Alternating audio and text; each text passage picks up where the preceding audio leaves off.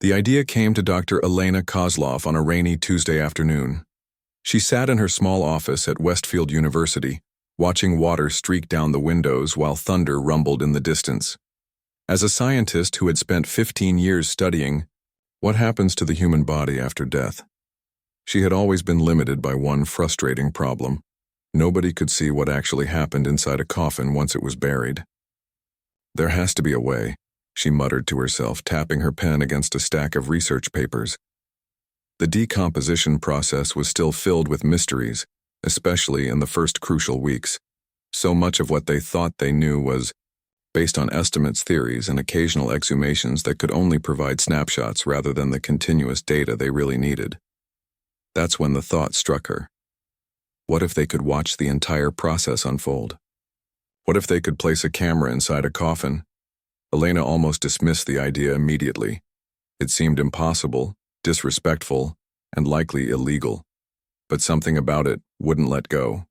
As a scientist, she knew that breakthrough discoveries often began as ideas that seemed outlandish at first. The next morning, she brought it up with her research partner, Dr. Tao Lin, over coffee in the university cafeteria. "You want to do what?" Tao nearly choked on his coffee. His eyes widened behind his round glasses. "I know how it sounds," Elena said, lowering her voice as a group of students passed by their table. "But think about the scientific value. We've never been able to document the entire process in real time before." Tao set down his cup, his expression thoughtful. "The ethics committee would never approve it." "Not if we approach it the wrong way," Elena agreed. "But what if we find someone who wants to contribute to science after their death? Someone who gives full consent?" Tao shook his head, but Elena could tell he was starting to consider the possibilities. As a biophysicist, he understood better than most how valuable such data could be. "We'd need to design special equipment," he said after a long pause. "Regular cameras wouldn't work in those conditions. We'd need something that could function in darkness, with changing humidity levels, and transmit data wirelessly through soil and a coffin." Elena smiled. The fact that Tao was thinking about the technical challenges meant he wasn't completely against the idea. Over the next few weeks, their casual conversations evolved into serious planning sessions. They brought in Dr. Lisa Okafor, the university's leading bioethicist, to help them navigate the complex moral questions their project raised. "This isn't something to rush into," Lisa warned them during their first meeting in her cluttered office. Family photos and degrees covered her walls, and books were stacked on every surface. "The dead deserve dignity. But I also understand the scientific value of what you're proposing." She tapped her fingers on her desk, thinking.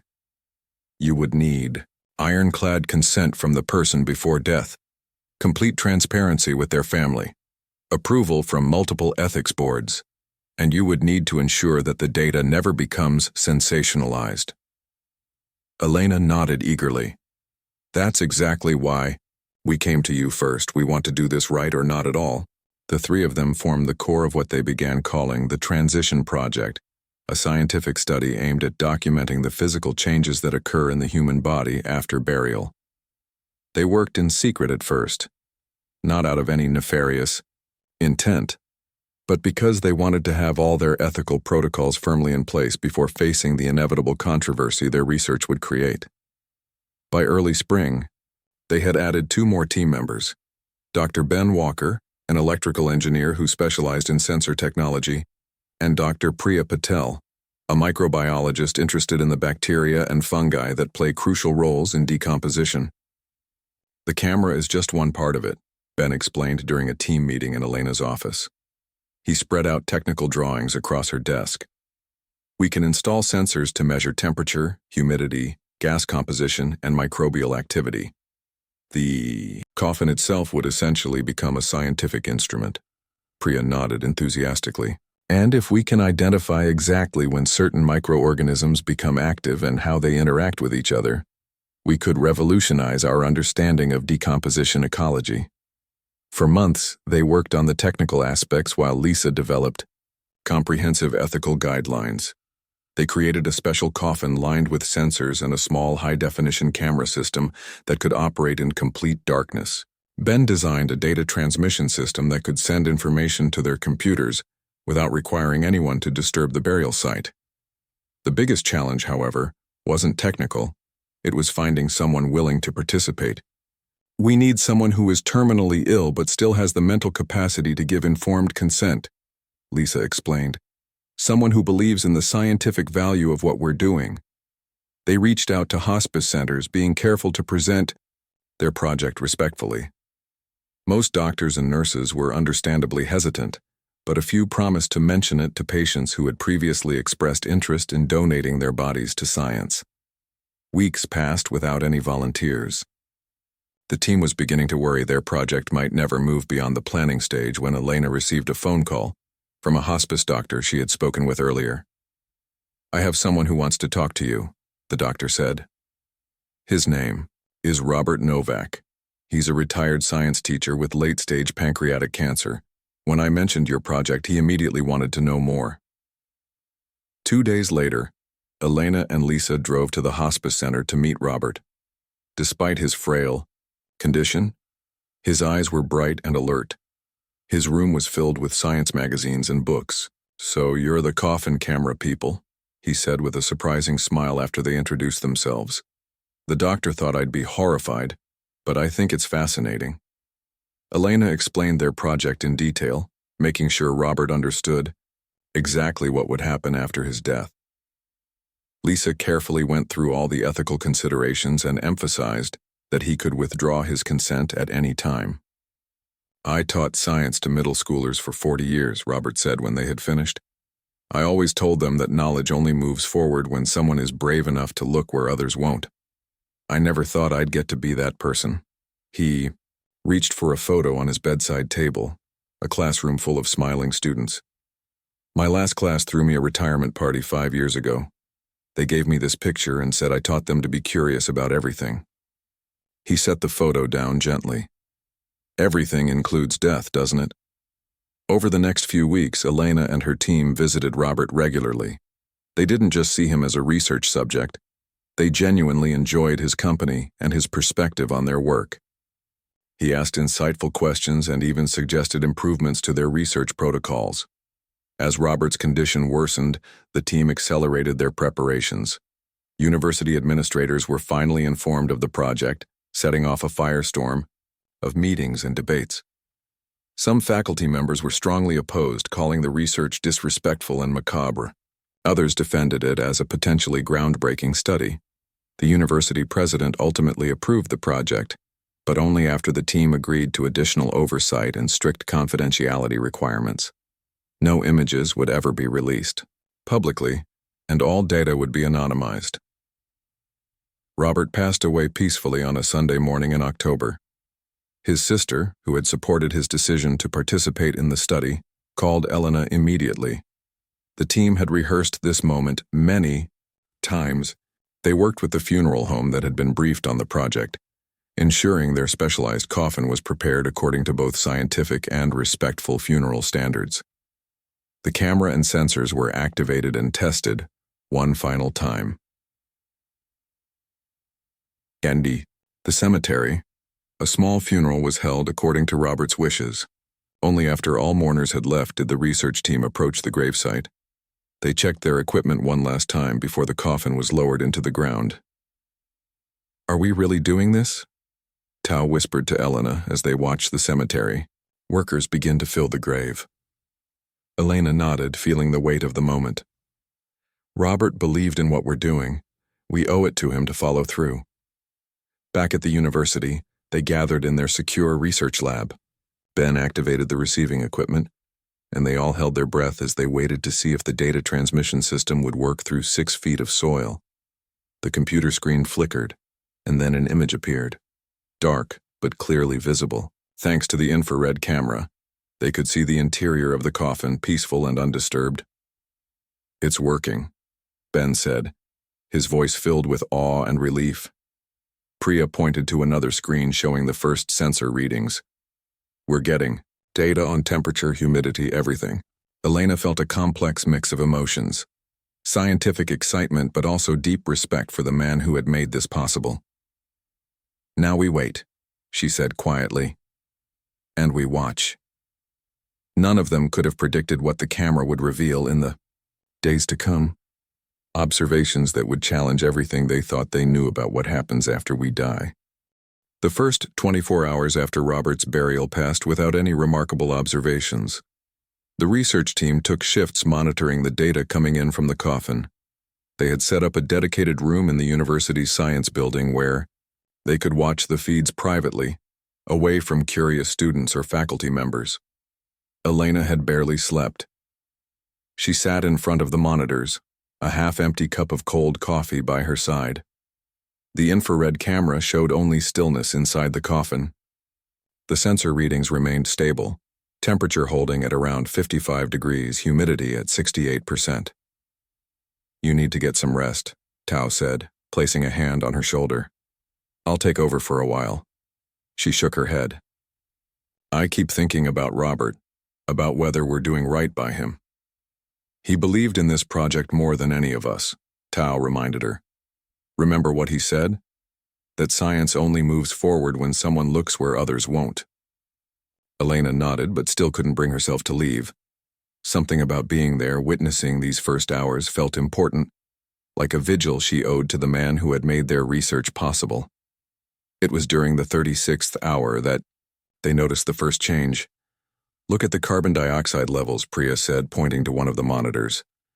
The line on the graph had begun to rise slowly. Ben leaned forward, adjusting his glasses, and the temperatures increased by half a degree. These were expected changes, part of the natural process they were there to document. But seeing them happen in real time, watching the precise moment when decomposition truly began, was different from reading about it in textbooks. "It's starting," Elena whispered. By the third day, more significant changes were becoming visible. The camera showed subtle alterations in Robert's appearance. The team watched with scientific detachment mixed. With profound respect, they took detailed notes comparing their observations with existing research. "The microbial activity is following the expected pattern," Priya noted, studying the sensor data. "But it's happening more precisely than I would have predicted. There's almost a rhythm to it." On the fourth day, Dr. Lisa Okafor joined them for their morning briefing. As the ethicist on the project, she wasn't involved in the daily scientific observations, but needed to be kept informed of their progress. "How are you all holding up?" she asked, looking around at their tired faces. "We're fine," Elena assured her, "just a bit overwhelmed by the amount of data we're collecting." Lisa nodded. "And emotionally, it can't be easy watching this process, especially since you all knew Robert." There was a moment of silence. They had been so focused on the scientific aspects that they hadn't fully processed the emotional impact of their work. "It's strange," Tao finally said. "I feel sad sometimes, but mostly I feel grateful. Robert is still teaching us even now." The others murmured in agreement. This sentiment became their touchstone in the difficult days ahead. On the fifth day, they observed something unexpected. The camera picked up a faint bluish glow near Robert's hands. It was barely perceptible, lasting only a few seconds before disappearing. "Did you see that?" Ben asked, rewinding the footage. They watched it again, frame by frame. "It could be a camera glitch," Tao suggested. Elena shook her head. "The backup camera caught it too." She pointed to the second monitor, which showed the same phenomenon from a different angle. "Bioluminescence," Priya breathed. "Certain bacteria can produce light, but I've never heard of this happening during human decomposition." They searched through scientific literature but found no documented cases of bioluminescence in human remains. This was potentially their first new discovery. By the end of the first week, the glowing phenomenon had occurred several more times, always brief but increasingly bright. The team expanded their monitoring shifts to ensure someone was always watching when it happened. "We need to figure out what's triggering it," Elena said during their daily meeting. "The gas sensors show spikes in methane right before each glow. There has to be a connection." The university president visited their lab that afternoon, concerned about rumors that had begun to spread across campus. Some students had heard about their project and were sharing wild speculations online. "I need to know exactly what you're seeing in there," he said, his tone stern but not unkind. The university's reputation is on the line. Elena showed him their findings, explaining the scientific significance of each observation. She deliberately avoided showing the actual camera feed out of respect for Robert. "What about these reports of mysterious lights?" the president asked. "Not mysterious," Elena corrected him. "Bioluminescent bacteria. It's unusual but completely natural." The president seemed relieved. "Keep me updated. And remember, absolute confidentiality is essential." After he left, the team discussed how to proceed with their unexpected discovery. "We should publish a preliminary paper," Tao suggested. "Just on the bioluminescence, it could be groundbreaking." Lisa shook her head firmly. "We agreed no publications until the full observation period is complete. We don't want to sensationalize any single aspect of this research." They all knew she was right.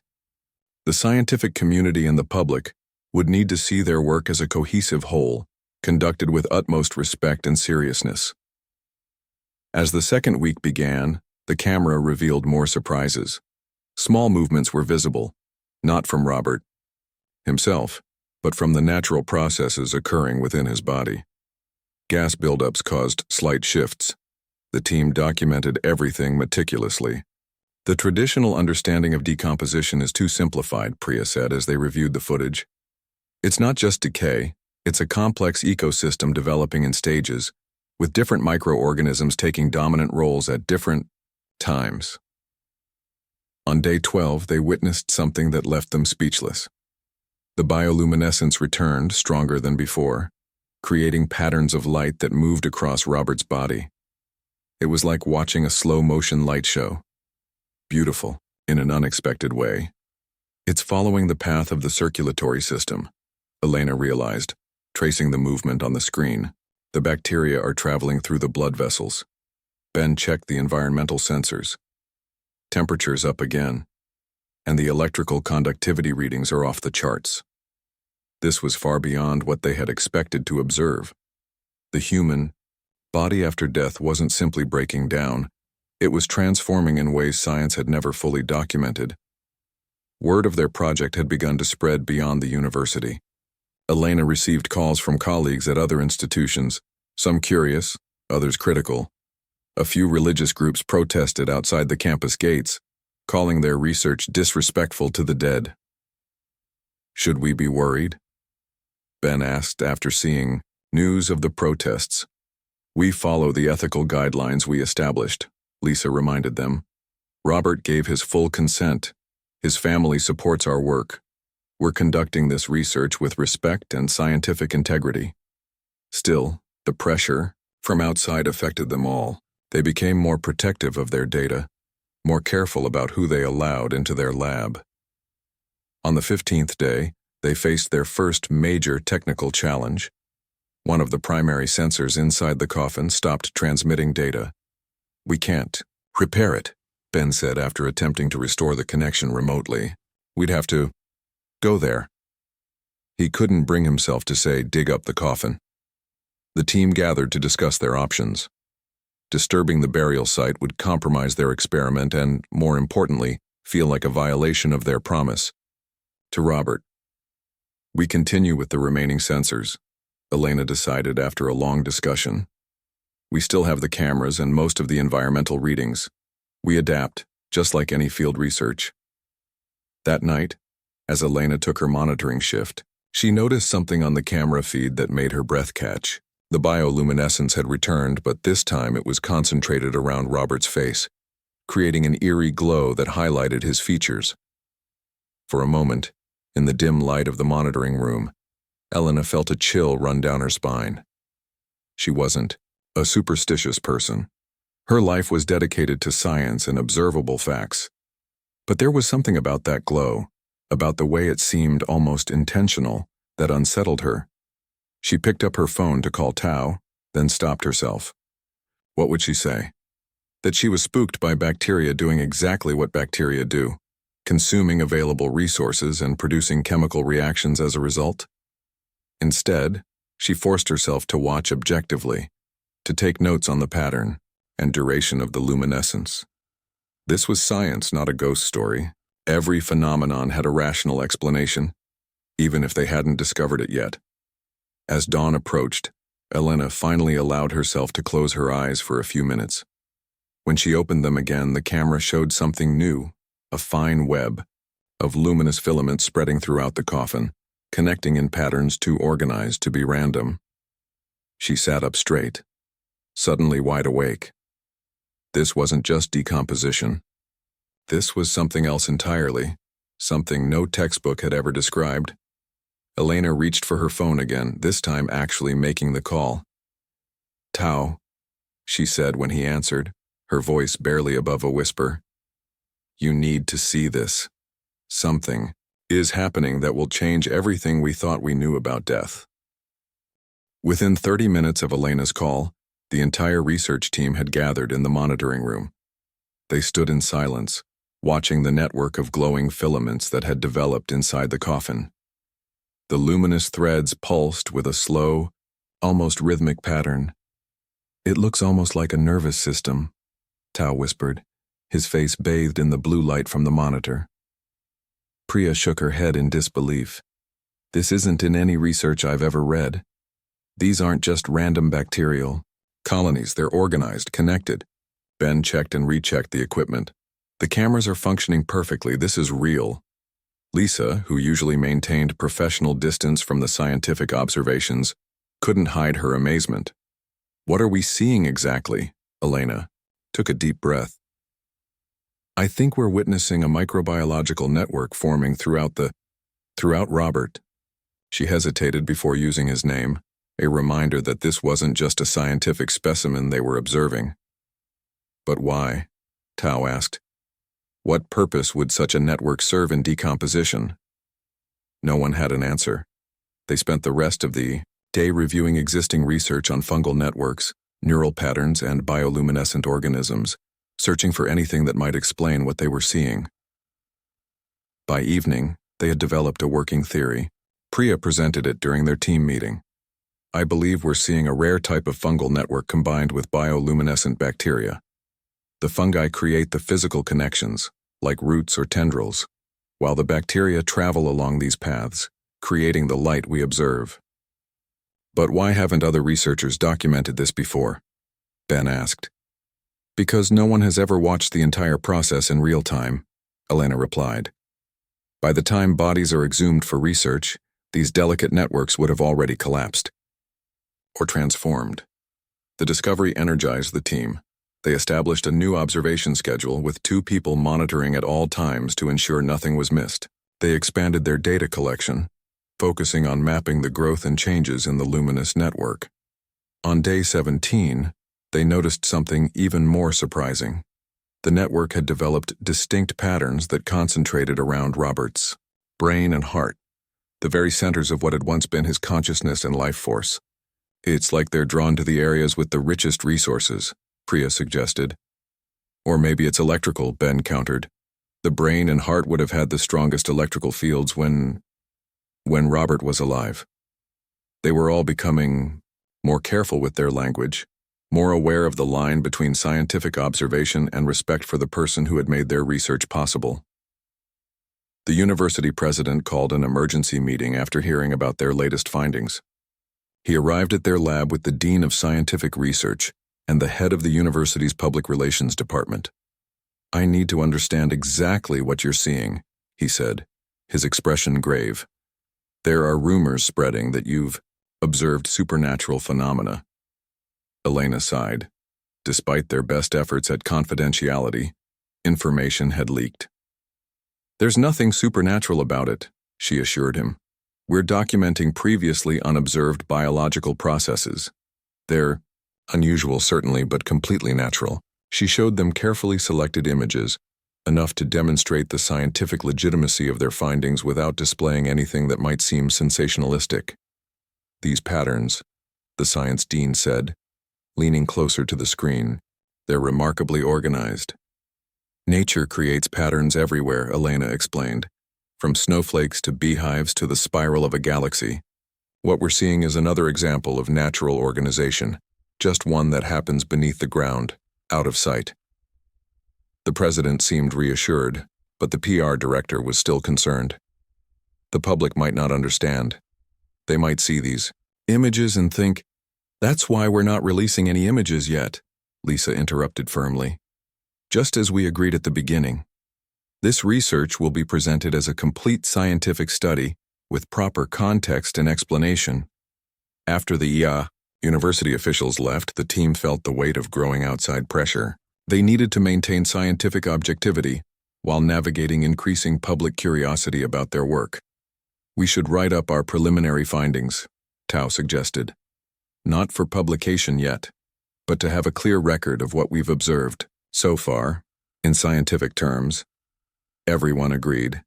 They spent the next day working on a detailed report, carefully documenting each phase of what they had witnessed.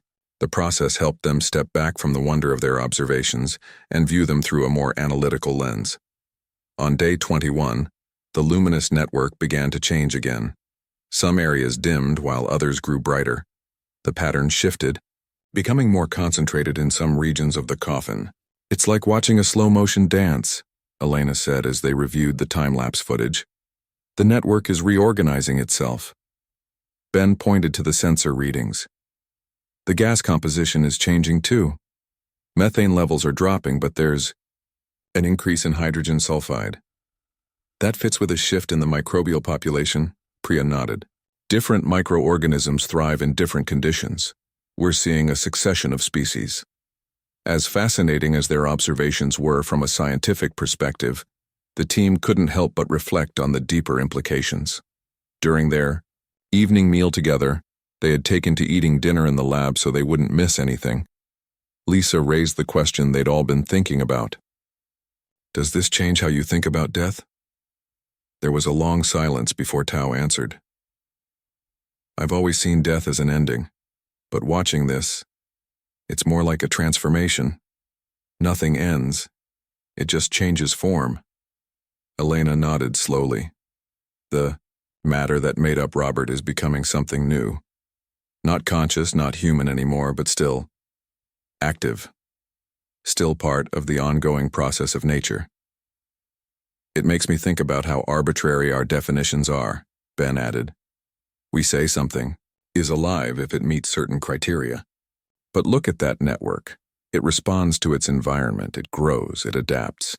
It's not alive in the way we usually mean, but it's not simply dead matter either." They stayed up late that night, talking not just as scientists, but as people confronting the ultimate mystery that faces all humans. Robert's choice to participate in their research had given them more than scientific data. It had given them a new perspective on mortality itself. The next morning, they made another unexpected discovery. The camera showed small movements within the coffin that couldn't be explained by gas or fluid shifts. "The network is causing physical motion," Elena realized as they reviewed the footage. "The fungal filaments are strong enough to create tension when they grow or contract." This explained reports throughout history of corpses appearing to move after death, something often attributed to superstition, but which had a genuine biological basis. On day 25, they faced another technical challenge when one of the cameras began to malfunction, its image becoming increasingly grainy. Ben worked tirelessly to enhance the remaining visual data, writing special software to clean up the degraded images. "We can't lose visual documentation now," he said, his eyes red from lack of sleep. "Not when we're seeing things no one has ever recorded before." The university's ethics committee requested a meeting with the team, concerned about how long the study would continue. Lisa represented them, explaining their research protocol. "We agreed at the outset to observe for 40 days, she reminded the committee. That time frame was chosen to capture the most significant phases of early decomposition, based on existing research. "And what happens after 40 days?" one committee member asked. "We stop the observation, as planned. The equipment will remain in place but inactive to avoid disturbing the burial site. Robert will rest in peace, having made an unprecedented contribution to science." As they approached day 30, the luminous network began to show signs of fading in some areas, while intensifying in others. The overall pattern became more concentrated, less widespread. "It's like watching a star system evolve," Tao remarked one evening. "First expansion, then consolidation." Elena had been making notes on the parallels between what they were observing and other natural systems, the development of neural networks in embryos, the spread of mycelium in forest soil, the formation of river deltas. Nature seemed to use similar patterns across vastly different scales and contexts. "I think we're witnessing something fundamental," she told the team during their daily briefing. "A pattern of organization that appears throughout nature, even in decay." That night, as Elena took her monitoring shift, she noticed a subtle change in the luminous pattern. For a brief moment, the network of light formed a shape that eerily resembled a human face. Not Robert's face specifically, but a face nonetheless. She blinked, and the pattern shifted back to its abstract formation. Had she imagined it? Was her tired mind seeking familiar patterns in random arrangements? Elena decided not to mention it to the others. It would sound too strange, too easily misinterpreted as something mystical rather than scientific. But she couldn't shake the image from her mind. The next morning, Priya made an important connection. "The pattern we're seeing matches descriptions in some very old scientific literature, observations made by doctors in the 1700s who studied bodies in crypts with small air holes. They described a ghostly light and strange movement, but lacked the tools to document or explain what they were seeing. So people have glimpsed this phenomenon before," Tao said. "But without modern technology, it became the stuff of folklore rather than science. The line between science and superstition has always been drawn by the tools available to observe and measure," Elena added. "We're fortunate to have the technology to see what others could only guess at." As they reached the end of the first month of observation, the team prepared an interim report for the university administration. They carefully described their findings in scientific language, emphasizing the biological basis of everything they had observed. But privately, they all acknowledged that their research had affected them on a personal level. Watching this hidden process unfold had changed something in how they viewed the boundary between life and death. "Robert wouldn't just be proud of the scientific discoveries," Lisa said as they finished their report. "I think he'd be pleased by how it's made us think differently about what comes after we're gone." Elena nodded, looking at the monitor where the luminous network continued its slow, mesmerizing dance. "In science, we're taught that energy can't be created or destroyed. It only changes form. Maybe that's not just true of physical energy, but of everything that makes us who we are." By the beginning of the 5th week, word of the research project had spread far beyond the university. News outlets began running stories with sensationalized headlines like, "Scientists watch the dead," and "Coffin cameras reveal afterlife secrets." None of these reporters had access to the actual findings, but that didn't stop them from speculating wildly. Elena arrived at the lab one morning to find a small crowd of reporters waiting outside the science building. She slipped in through a side entrance, avoiding their questions. Inside, she found Tao already at the monitoring station, looking concerned. "Have you seen the news?" he asked, showing her his tablet. A national morning show had featured a segment on their research, complete with dramatically lit reenactments of scientists huddled around glowing screens. "This is getting out of hand," Elena sighed. "They're making it sound like we're ghost hunters instead of researchers." "The university president called twice already," Tao told her. "He wants us to make a public statement to clarify what we're actually doing." Elena rubbed her tired eyes. "Let's wait for the others to arrive. We need to decide this together." When the full team gathered an hour later, they debated how to respond to the growing media attention. Ben and Priya wanted to release some of their actual findings to counter the wild speculation. Lisa cautioned against any hasty public statements. "Remember, our priority is the integrity of the research," she reminded them, "and our responsibility to Robert and his family." "Maybe we should talk to his sister," Elena suggested. "See how she feels about the publicity." They agreed this was the best approach. That afternoon, Elena and Lisa met with Robert's sister, Catherine, at a quiet cafe away from campus. Catherine was a thoughtful woman in her 60s who had fully supported her brother's decision to participate in the study. Robert would have found all this fuss amusing, she said after they explained the situation. He never wanted attention, for himself, but he believed in the importance of scientific discovery. We're concerned about the sensationalized reporting, Lisa explained. It doesn't reflect the serious nature of our work. Catherine considered this. What exactly have you found? Robert made me promise not to ask for details until your study was complete, but given the circumstances. Elena and Lisa exchanged glances, then carefully described some of their observations. The bioluminescence, the organized networks, the patterns of decomposition that challenged existing scientific understanding. That sounds remarkable, Catherine said softly, and very beautiful in a way. It is, Elena agreed. That's what's being lost in the sensational reports. This isn't about ghosts or the supernatural. It's about discovering the complex beauty of natural processes that have always been hidden from view. Catherine nodded decisively. Then that's what you should tell people. Show them that what you're seeing is wonderful enough without making up ghost stories. She paused, then added, Robert would want the truth to be shared, not hidden. With Catherine's blessing, the team worked with the university's communications department to prepare a brief statement. They described their research in clear, accurate terms, emphasizing its scientific importance while respectfully acknowledging the human aspect of their work. The statement included no images from inside the coffin, just a simple diagram of the types of patterns they had observed in the bioluminescent networks. It was enough to satisfy some of the scientific curiosity without feeding sensationalism. Meanwhile, their observations continued to yield fascinating results. On day 32, they noticed that the luminous network had developed distinct regions that pulsed at different rates. It's almost like they're communicating, Priya said as they watched the patterns shift and change. Different colonies signaling to each other.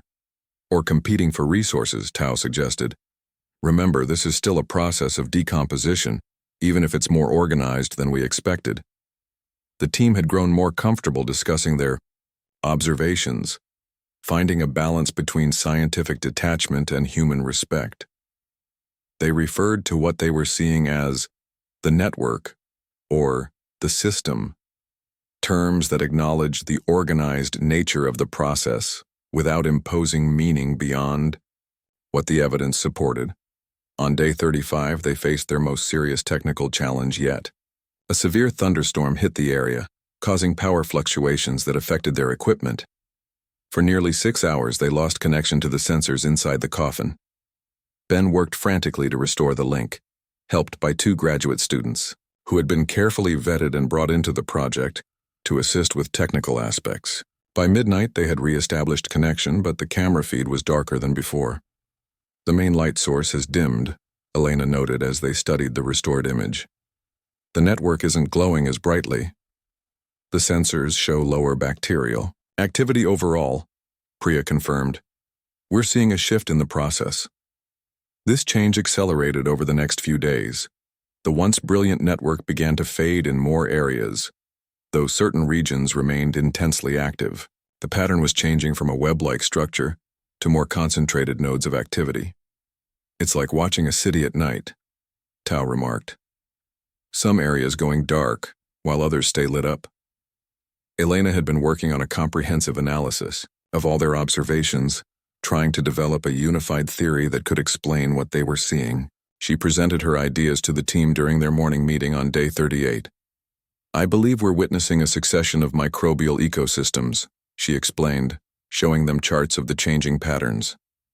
Each community creates conditions that eventually make the environment more suitable for the next group.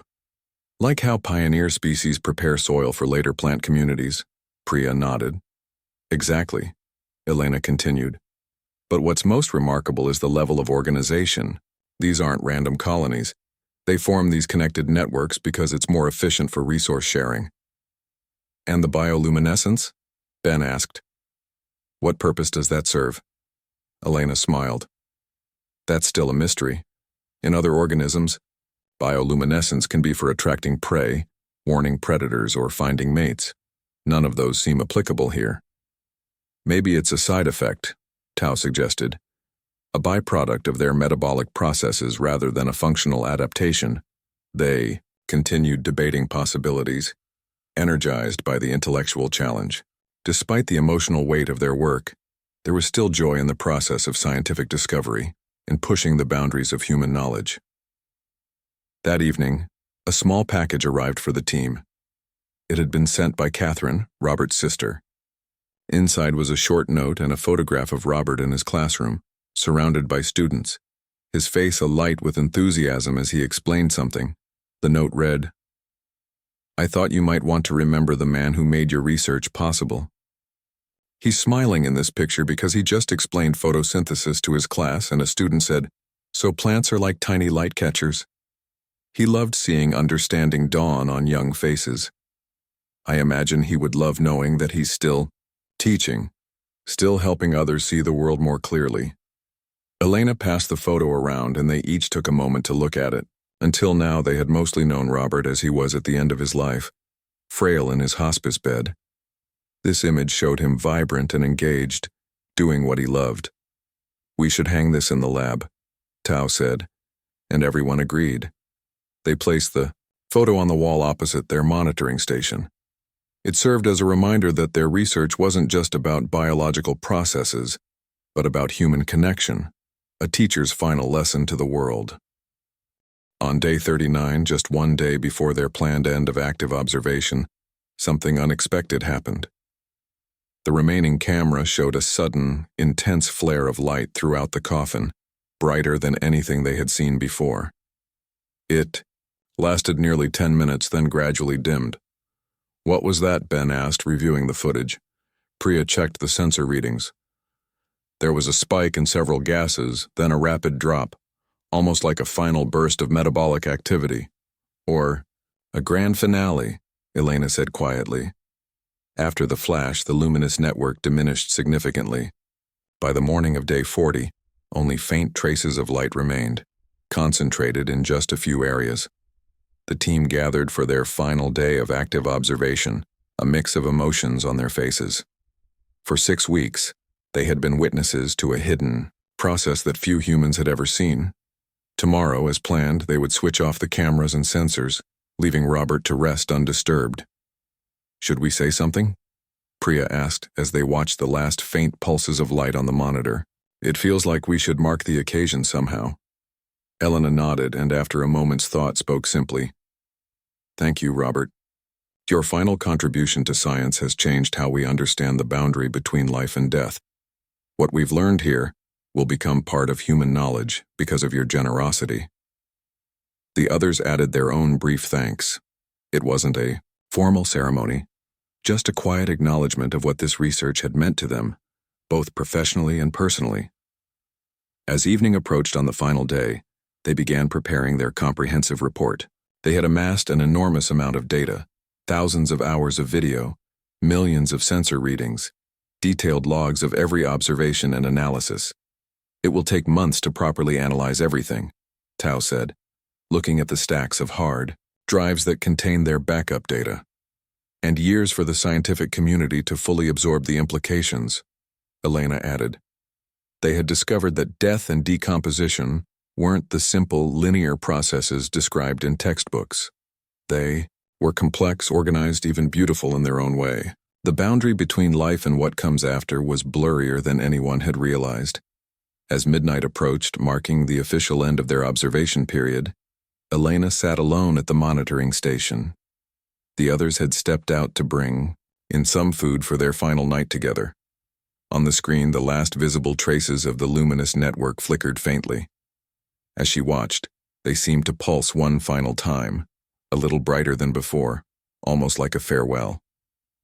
Elena leaned forward, placing her hand on the monitor. "Goodbye," she whispered, though she knew it was sentimental, unscientific. In that moment, she wasn't just a researcher, but a human being, acknowledging another's journey. When the others returned, she didn't mention what she'd seen. Some experiences, she decided, were too personal to share, even with her closest colleagues. Together, they watched as the clock struck midnight. Ben initiated the shutdown sequence for the active monitoring systems. The cameras would remain in place but no longer transmit images. The sensors would go dormant. 40 days, Lisa said softly. Just as we promised. They stayed a while longer, talking quietly about what would come next. The papers they would write, the presentations they would give, the new questions their research had raised. But they also spoke about how the experience had changed them, not just as scientists but as people who would someday face their own mortality. I used to be afraid of what happens after death, Priya admitted, but now I see it differently. Not as an ending, but as becoming part of something else. A transformation, Elena nodded, remembering Tao's words from weeks earlier. Not what we expected, but no less remarkable. 6 months had passed since the end of the active observation period. The world outside had changed with the seasons. Winter had given way to spring, and spring had blossomed into summer. But inside the small conference room at Westfield University, time seemed to stand still as Elena and her team prepared to present their findings. Today was the day they would finally share their discoveries with the scientific community. Representatives from major research institutions, medical schools, and scientific journals had gathered for this private presentation. The team had deliberately kept it small and controlled. No press, no cameras, just serious scientists who could appreciate the significance of what they had observed. "Are you nervous?" Tao asked Elena as they set up their presentation slides. She adjusted the collar of her blouse, a gesture she always made when anxious. "A little. This will change so many textbooks. And maybe some philosophical views too," Lisa added, joining them at the front of the room. The presentation began with Elena introducing their research methodology, explaining how they had designed the specialized coffin and monitoring equipment. She emphasized the ethical protocols they had followed and the permission they had received from Robert and his family. "Our subject was a 72-year-old former science teacher named Robert Novak," she told the audience, showing a photograph of Robert in his classroom, the same one his sister had given them. "He believed strongly in the importance of scientific discovery and volunteered to participate in our study. Everything we learned, we owe to his generosity." Tao took over to present the first phase of their findings, the initial observations of decomposition that aligned with existing scientific understanding.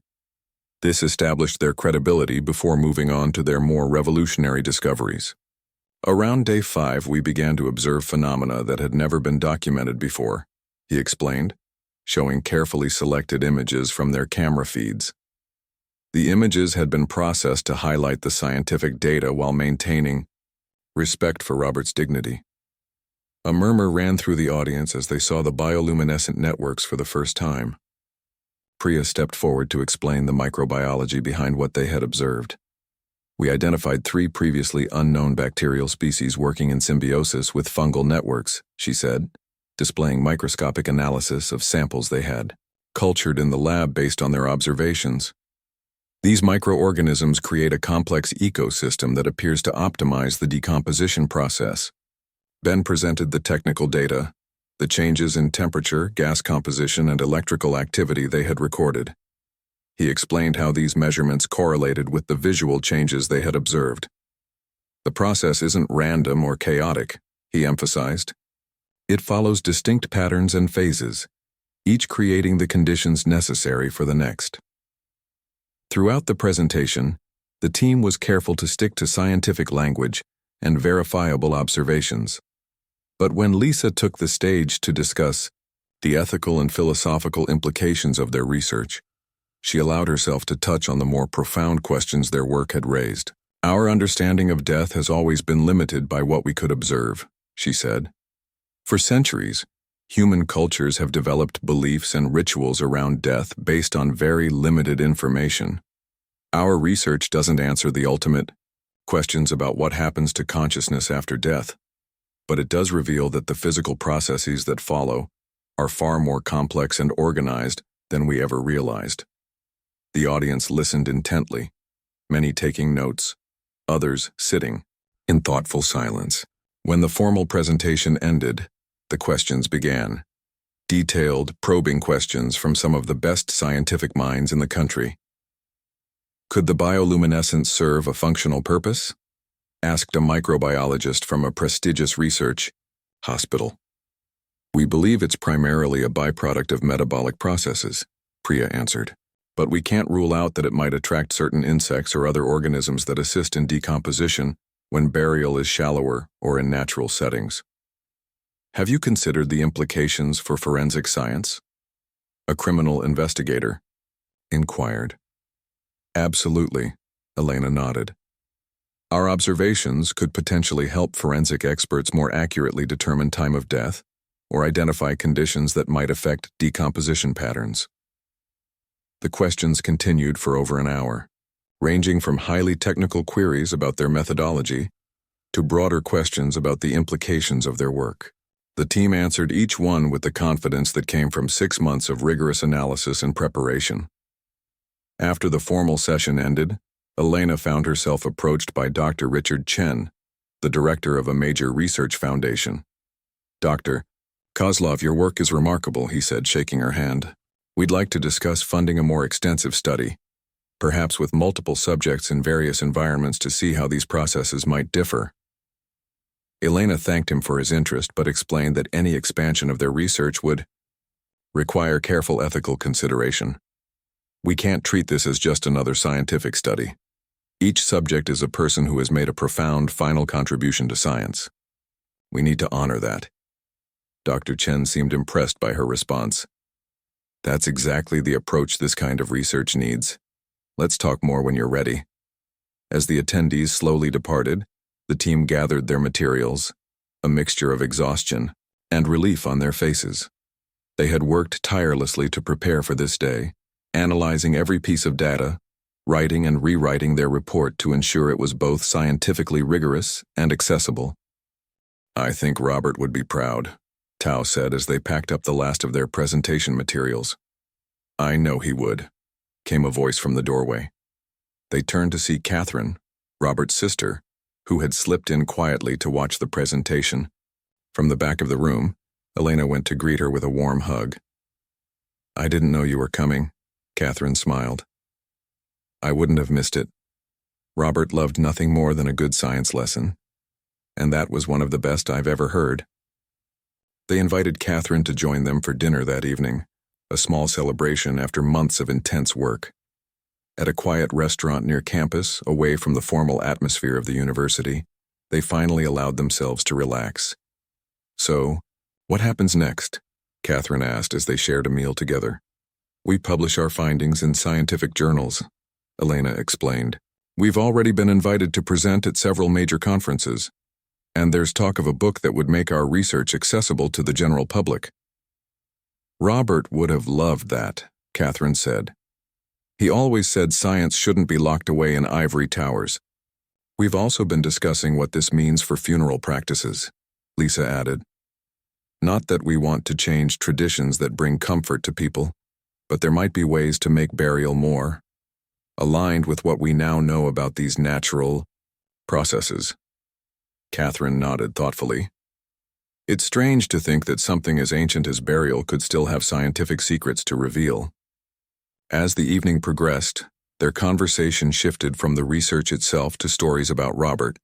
Catherine shared memories of her brother as a young man, filled with curiosity about the world. The team, in turn, told her about the impact his contribution had made on each of them personally. I used to see death as the enemy, Priya admitted. As a microbiologist, I spent my career fighting against decay and disease, but now I see it as part of a larger cycle, no less remarkable than birth. Robert always said that good teaching changes how people see the world. Catherine smiled. He's still teaching even now. The next morning, the team met in their lab for what would be one of their final gatherings as a research unit. The university had already reassigned the space for other projects, and they were in the process of archiving their materials and equipment. Elena stood before the wall where they had documented their journey, photographs, charts, notes, and in the center the picture of Robert teaching his class. She carefully took down each item, placing them in an archive box that would be stored in the university's research library. It feels strange to be packing it all away, Ben said as he disconnected the last of their specialized monitoring equipment. We're not ending something, Elena replied. We're making space for what comes next. They had already begun receiving emails and calls from researchers around the world, scientists eager to build upon their discoveries. Graduate students were applying to work with team members, inspired by their groundbreaking research. What they had learned would ripple outward, inspiring new questions and new investigations. Before they left the lab for the final time, Elena asked everyone to gather in a circle. She placed a small potted plant in the center, a simple peace lily, with glossy green leaves and a single white flower. I wanted us to have a moment to acknowledge what we've accomplished together, she said. This plant seemed appropriate. It's alive, but eventually its leaves will wither, and it will become part of the soil, and then new life will grow from that soil. Each of them took a moment to share a thought or reflection on their journey together. There were a few tears, but mostly there was a sense of quiet pride in what they had accomplished. As they were leaving, Lisa hung back with Elena. Have you decided what you're going to do next? She asked. Elena looked thoughtful. I've been thinking about developing a program for science teachers, sharing what we've learned in a way that might inspire the next generation of researchers. Maybe call it the Novak program after Robert. He would like that, Lisa smiled. Outside, the summer sun was bright and the campus was quiet during the break between terms. Students would return in a few weeks and life would continue its normal rhythms. But for Elena and her team, the world looked different now than it had a year ago. They had peered beyond the veil that separates life from what comes after and found not darkness, but transformation. A complex, beautiful process that had been happening beneath the ground for as long as humans had walked the earth, unseen until they had dared to look. As they walked across the sunlit campus, Elena thought about all the questions their research had answered, and the many more it had raised. Science was like that. Each discovery revealing new mysteries, each answer opening the door to more questions. And somewhere, she liked to think, Robert the science teacher was smiling at the thought that his final lesson had been his most profound, teaching the world that even in endings, there is wonder to be found if we have the courage to look for it.